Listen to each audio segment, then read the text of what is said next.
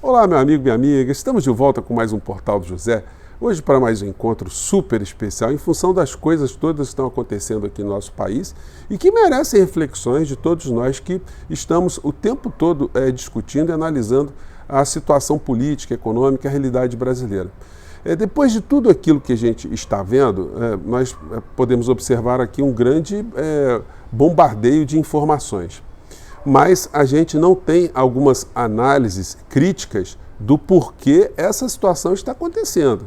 Vamos nos lembrar que isso não é fruto de uma geração espontânea. Isso aí não estava absolutamente amorfo, desconhecido pelas principais pessoas aqui no nosso país que cuidam do poder econômico, poder midiático, poder político, e de repente brotou, aconteceu. Assim como as grandes catástrofes, ou tragédias humanas que têm ali a ação do homem, nenhum fato acontece apenas por um episódio isolado. Não, é um conjunto de fatores que possibilitam aquele acontecimento. E no Brasil, nós estamos vendo uma situação agora, mas se nós analisarmos apenas o retrato do que nós estamos assistindo nesse momento, as últimas cenas, a gente vai cometer alguns equívocos aqui muito complicados. E aí a gente não coloca em xeque alguns dos principais responsáveis do que é que está acontecendo no Brasil. E eu começo nosso papo te perguntando, existe um responsável principal? Dá para a gente dizer que tem um único ser humano que tem responsabilidade em tudo aquilo que a gente está vencendo no Brasil? Existem estruturas no Estado brasileiro que estão fazendo alguma coisa para que esse tipo de situação não aconteça ou simplesmente ela não viesse a acontecer aqui no Brasil? Pois bem, do que é que eu estou falando? Eu vou compartilhar com vocês hoje algumas reflexões. Eu gostaria muito de saber nos comentários de vocês o que vocês pensam. Porque algumas situações aqui que nós estamos vendo eram fruto de uma novela cujo final a gente já estava prevendo. Muitas pessoas estavam anunciando que esse tipo de situação poderia acontecer no nosso país. Nós estamos vendo também o desaparecimento de muitos covardes no meio dessa história e nós vamos ver agora consequências muito sérias para muitas pessoas, como a gente tem dito aqui no nosso portal há muito tempo. Muitos irão apenas tranquilamente para o lixo da história, mas outros irão também para as cadeias, para as penitenciárias. E se depender do ministro Alexandre de Moraes, muita gente terá sua vida completamente destruída em função das insanidades que cometeram, os crimes que cometeram. Pois bem, do que é que eu estou falando? Antes de mais nada, quero convidar você que está chegando agora no portal a se inscrever, você que é muito bem-vindo. Conheça também os nossos outros vídeos, que você vai acompanhar a cronologia de todos os nossos encontros aqui, você vai perceber como nós analisamos os fatos do nosso país. Enfim, se gostar, dê seu joinha, mande seus comentários, compartilhe, mais uma vez, eu peço para vocês os nossos vídeos com as pessoas que você conhece, enfim, e participe dos nossos chats, que todos os dias aqui eu abro entre 5 horas e 5 e meia no nosso portal. Se puder, se inscreva também no nosso clube de membros, que é uma forma adicional de você ficar mais próximo aqui do nosso portal, tá bom? Então vamos seguir em frente.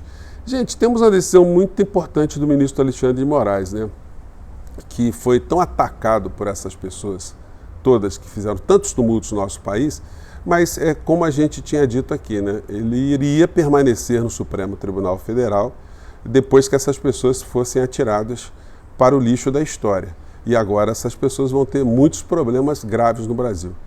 Mas vamos pensar aqui no surgimento desses episódios todos. Eles não brotaram do nada, Foi acontecendo em função de uma fermentação de ideologias antidemocráticas aqui no nosso país. E aí a gente vê verdadeiros pilantras misturando manifestações que visam destruir o Estado brasileiro com manifestações setoriais, reivindicatórias, onde alguns grupos dentro desses segmentos acabam transgredindo, partindo para algum tipo de quebra-quebra e violência. São situações completamente diferentes, mas os vigaristas que serão responsabilizados, com certeza, estão tentando ainda minimizar o que aconteceu no nosso país.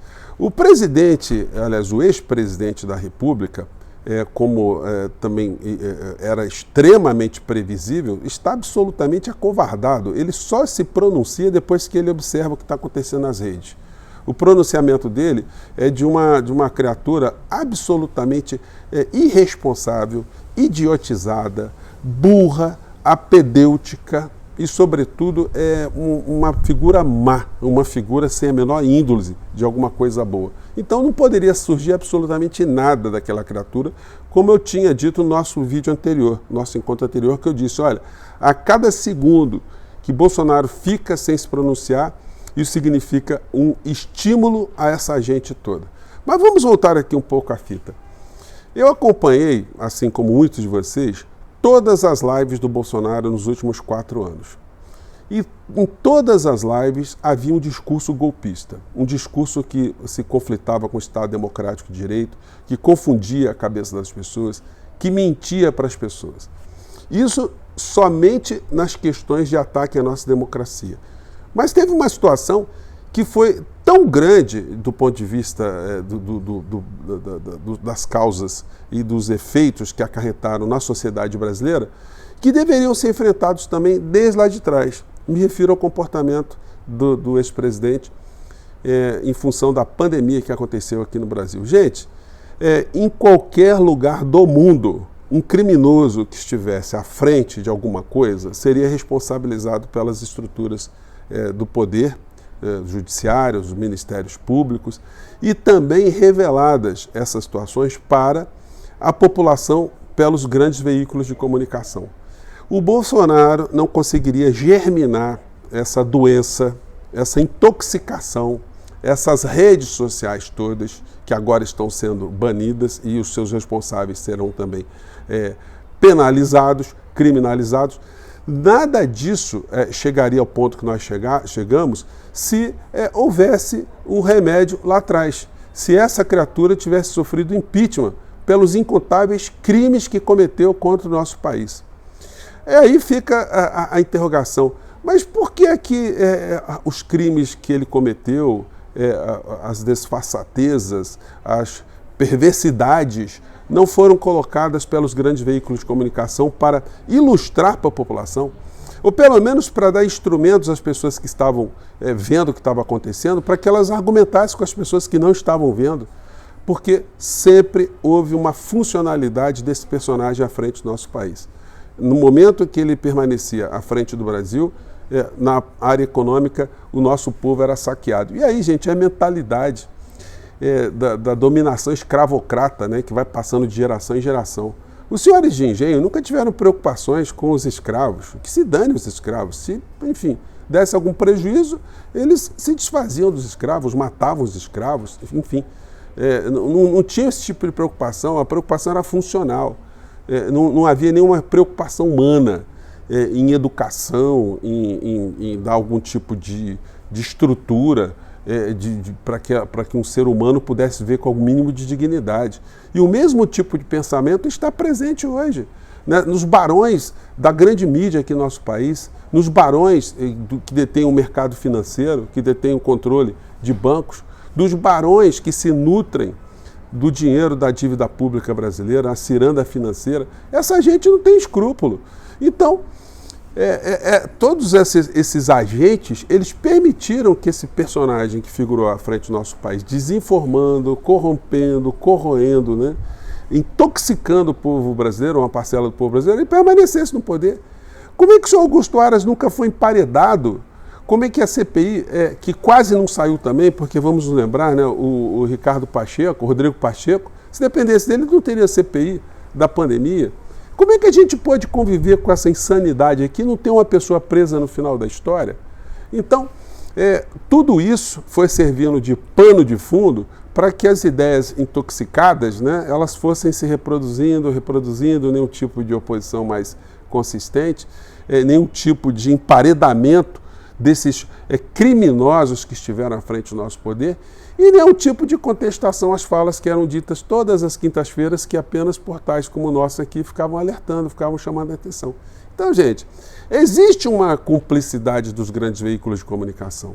Desde a época da pandemia, que a gente condenou aqui, contestou várias vezes, a omissão que eles tinham de não colocar o nome Bolsonaro relacionado às mortes que estavam aqui no Brasil. As matérias, vocês podem ver, eu desafio vocês pegarem qualquer matéria de Jornal Nacional que tenha dito de uma forma clara, que tenha apontado o Bolsonaro como responsável, que tenha colocado enfermeiros falando, pare, presidente, de fazer aglomeração, médicos, né, dizendo isso também, pessoas que estavam na frente, na linha de frente, pare, presidente, de fazer com que as pessoas não usem máscaras, pare, presidente, de ficar atacando a vacina. A gente nunca viu isso, nunca vimos um analista político, um jurista, um cientista mencionar o nome do Bolsonaro e responsabilizar o Bolsonaro. Gente, 150 pedidos de impeachment e o povo brasileiro não sabe o conteúdo de nenhum deles. Então, esse pano todo de fundo foi sendo gestado para a gente chegar ao ponto que nós chegamos. E aí nós estamos tendo agora os remédios, né? Os remédios que estão aí pegando muitas pessoas. Nós já vimos aqui que tem mais de 1.500 pessoas presas e essas pessoas serão fichadas, essas pessoas aí terão problemas muito sérios. E onde estará Bolsonaro? Bolsonaro está condenando essas pessoas, como eu sempre disse para vocês. Ele não vai estar, ninguém vai dar assistência para essas pessoas. O clã Bolsonaro não vai contratar advogados, né, para cuidar dessas pessoas. Não, elas estão com as suas vidas destruídas. Essas pessoas estão com as suas vidas destruídas. Aquelas que eu apelidei de os canjicas, pois é, elas vão ser muito bem cozinhadas no meio dessa história, e nessa peneirada vai ter gente que vai ficar um tempo muito grande presa, né? Bom, outras questões aqui que eu queria comentar com vocês, né, nessa nossa análise aqui, eu gostaria muito de saber o comentário de vocês. Alguns vigaristas já estão saindo das redes, tá? Uma das criaturas mais proeminentes na vigarice é o senhor Silas Malafaia. Está fora do Brasil, está curtindo as férias, né, enquanto os trouxas estão aqui se queimando. E ele continua a conspirar contra a democracia, continua a atacar o ministro Alexandre de Moraes, e ele vai ter que ser responsabilizado. Assim que ele voltar para o Brasil, ele certamente será incluído também como um dos agentes dessa história. Ele fica minimizando o que está acontecendo, ou equiparando, como eu disse no começo do nosso encontro aqui, reivindicações de grupos por pautas específicas, com movimentos de pessoas que querem destruir a nossa democracia. Então, isso vai ter que ser colocado. Ele fez várias ameaças ao ministro Alexandre de Moraes, fez vários incitamentos, né, à quebra da ordem democrática, várias convocações para que o Bolsonaro decretasse o artigo 142, para que o Brasil tivesse uma ditadura. Isso não pode passar impune. Muitos já, covardemente, já saíram de linha. Bom, mas aí saíram das redes, né? O ministro Alexandre de Moraes, ele deu uma decisão muito forte, né? Com conteúdo aqui muito interessante que eu quero compartilhar com vocês aqui. No despacho que ele deu, que eu vou comentar aqui alguns pontos com vocês, ele disse o seguinte: a democracia brasileira não irá mais suportar a ignóbil política de apaziguamento, cujo fracasso foi amplamente demonstrado na tentativa de acordo do então primeiro-ministro inglês Neville Chamberlain com Adolf Hitler. Os agentes públicos atuais e anteriores que continuarem a se portar dolosamente dessa maneira, pactuando covardemente com a quebra da democracia e a instalação de um estado de exceção, serão responsabilizados, pois, como ensinava Winston Churchill, um apaziguador é alguém que alimenta um crocodilo esperando ser o último a ser devorado. Absolutamente todos, e aí ele colocou em caixa alta, né, serão responsabilizados civil, política e criminalmente pelos atos atentatórios à democracia, ao Estado de Direito e às instituições, inclusive pela dolosa conivência, por ação ou omissão, motivada por ideologia, dinheiro, fraqueza, covardia, ignorância, má-fé ou mau-caratismo, escreveu o ministro.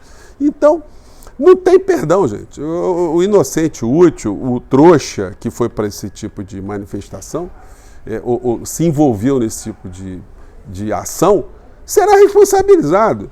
E aí o Bolsonaro, ele, com o seu comportamento covarde, com a manifestação do planeta inteiro que está associando o que aconteceu à figura dele, ele está ficando cada vez mais numa situação de ser responsabilizado no Tribunal Penal Internacional e de ser responsabilizado aqui no Brasil. A situação dele, que a gente sempre apontou que terminaria em Bangu 8, está cada vez mais ficando mais perto. Pois bem, perto. Determinou o ministro Alexandre de Moraes a desocupação em 24 horas de vias e prédios públicos em todo o país. Então estão sendo varridos, não vai ficar ninguém. Apreensão e bloqueio de todos os ônibus que levaram os terroristas para o Distrito Federal e a identificação e oitiva em 48 horas dos donos dos veículos, com a apresentação da relação de passageiros e contratantes.